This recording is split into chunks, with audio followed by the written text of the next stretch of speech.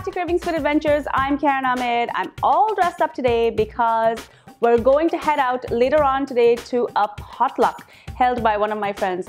Now there's going to be lots of different types of food and everyone's going to be able to sample everybody's delicious cooking.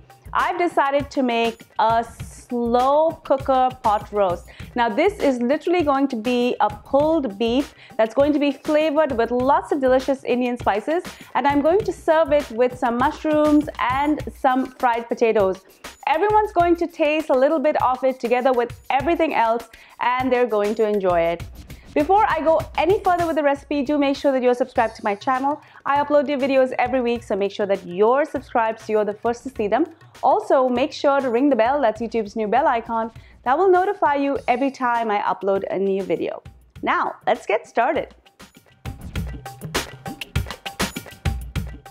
Let's start with a 4-pound chunk of beef tenderloin. Before I cook it, I want to make sure to remove all of the fat and the silver skin. The silver skin is going to be really tough and impossible to chew through if you leave it on. If you don't eat beef, you can make the same recipe with boneless mutton or pork. I've cut this beef tenderloin into smaller and more manageable chunks, and I'm going to squeeze the juice of a lemon all over it.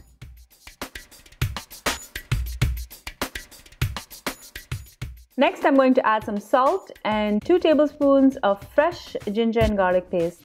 This is super easy to make, just grind ginger and garlic together with lemon juice.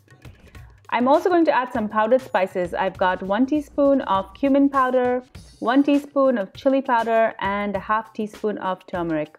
Mix this all really well together to coat the meat.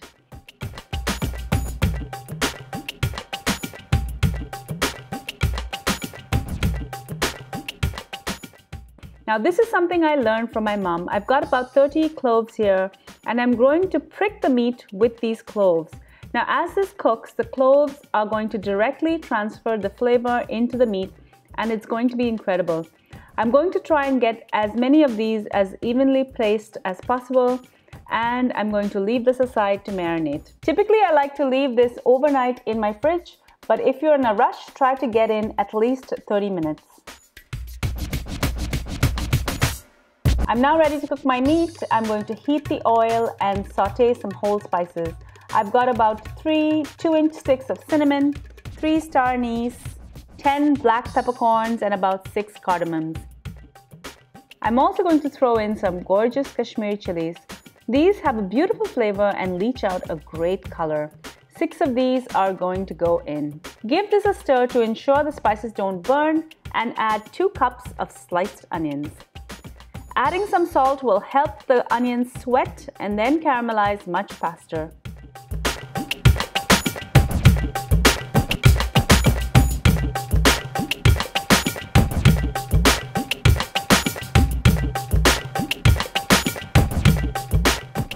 It's finally gotten to the level of caramelization that I'm looking for, so I'm just going to remove this now to make room for the meat.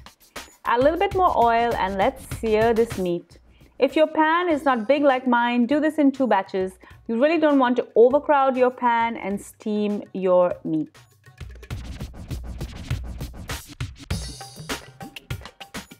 I'm just going to take a peek, and it looks like I have a beautiful sear on one side, so I'm just going to flip this over. Remove the meat as well as all of that residual masala. Now meat goes really well with potatoes, and it would be a shame not to take advantage of all of that flavor left in your frying pan. Add some oil and fry up a batch of sliced potatoes. These are going to pick up all of the spices and that beefy goodness that's left behind.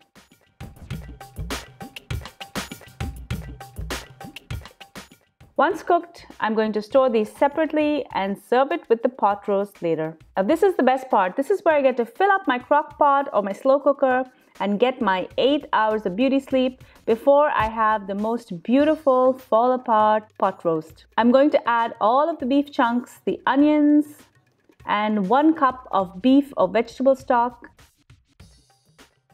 I'm going to cover this, clean up, and let my slow cooker work hard for me while I sleep like a baby. 8 hours later, are you ready for this? This meat is so tender, you literally have to touch it with 2 forks to shred it.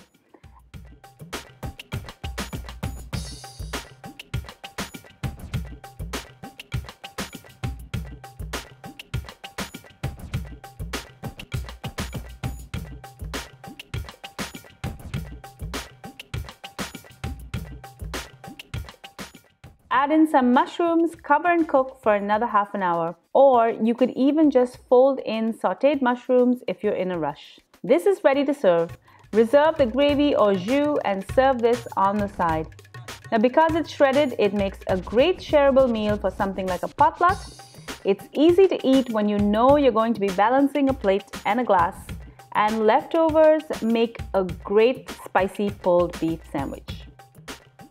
Thank you so much for joining me on Cravings Food Adventures. I really hope you enjoyed this delicious recipe for slow cooker pot roast. Make sure that you're subscribed to my channel, guys. I upload new videos every week and I really hope to hit 20,000 subscribers by the end of the year. So do share my channel and my videos with your family and friends. Also be sure to ring the bell, that's YouTube's new bell icon. That will notify you every time I upload a new video. And the fun doesn't stop there. Follow me on all of my social channels. I upload a ton of behind the scenes footage there. So please join in on the fun. I'm on Facebook, Instagram, Pinterest, Twitter, and even Snapchat. Until I see you next time, do take care, guys.